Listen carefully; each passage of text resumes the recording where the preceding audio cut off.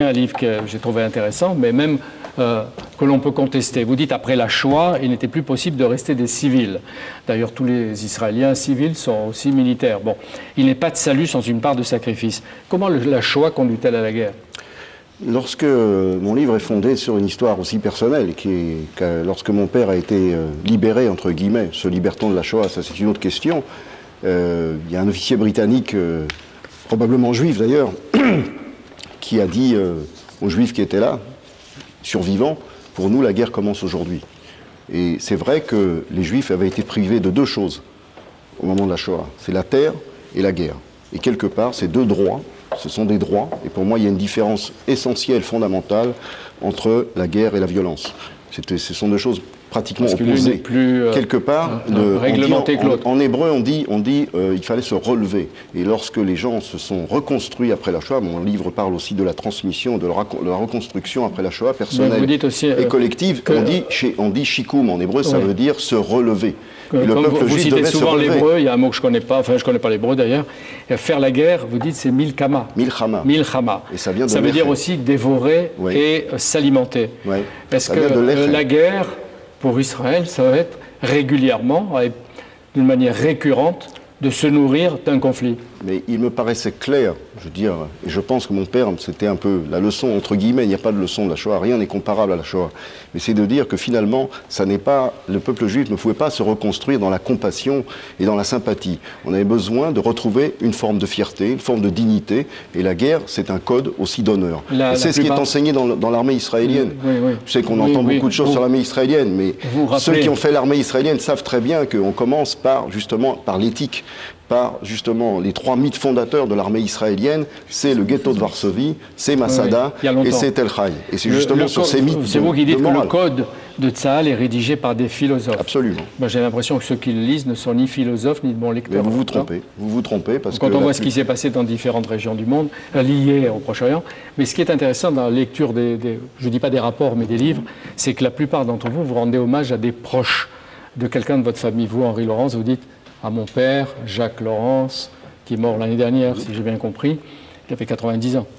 Et il était orienté vers les questions des Orients? Non, pas du tout. Pas du tout. Et vous, c'est votre père. Chacun de vos chapitres se termine par un poème. Oui. Et le dernier dit les choses clairement. Mon père, mon roi. Absolument. Je pense que c'est un hommage aussi à mon père. Et c'est aussi un hommage à la question de la transmission. Nous sommes dans une situation extrêmement complexe par rapport à la Shoah, parce que tout le monde parle de mémoire, qui est un mot que mon père détestait. On n'est pas dans la mémoire, on est sur la question du mal. Et finalement, la question du mal, c'est que le monde ne nous pardonne pas le mal qu'il nous a fait. Et aujourd'hui, tout le monde va à Auschwitz, c'est très bien, on a enfin un lieu pour pouvoir expier, mais au fond, on ne se pose pas la question de savoir qu'est-ce que ça veut dire le mal. Je crois qu'il y a une réflexion, Hannah Arendt a posé des questions. Oui, là c'est de la philosophie, c'est juste. Et vraiment aujourd'hui, c'est ça la question essentielle, parce que Israël, ça n'est pas seulement Israël, Israël dérange, et il y a la question du mal, elle est centrale.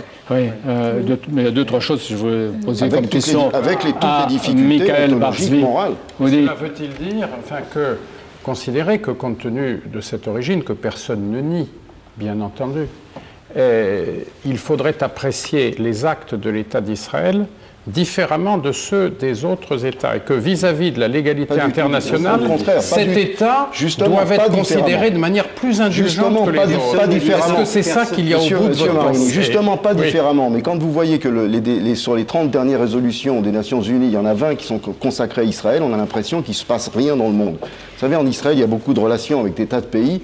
Vendredi dernier, pour Shabbat, j'avais chez moi à la maison un Chinois. Il avait l'impression que les Israéliens, c'était 150 millions. Personne, parce que tellement on en parle. Mais pourquoi vous ne parlez pas du Rwanda, du Darfour? Rassurez-vous, on a une surmédiatisation. On est dans la Terre Sainte, ce que j'appelle la Terre Sainte. Oui, mais encore, on ne dit pas la Terre Sainte. Madame est pressée. Attendez, une crate, c'est pressé. Il ne faut pas vivre avec une montre. Et ceux qui vous attendent pourront attendre quelques minutes. Si vous voulez partir, je regretterai votre absence et je vous dis bon après-midi. Je suis ravie d'être avec vous. Merci. Restez encore quelques minutes, mais je veux finir avec M. Barzvi. Pas finir, mais enfin avancer. Comment ça? Vous dites l'expérience de la guerre est avant tout un voyage intérieur qui nous révèle à nous-mêmes des aspects inconnus de notre être.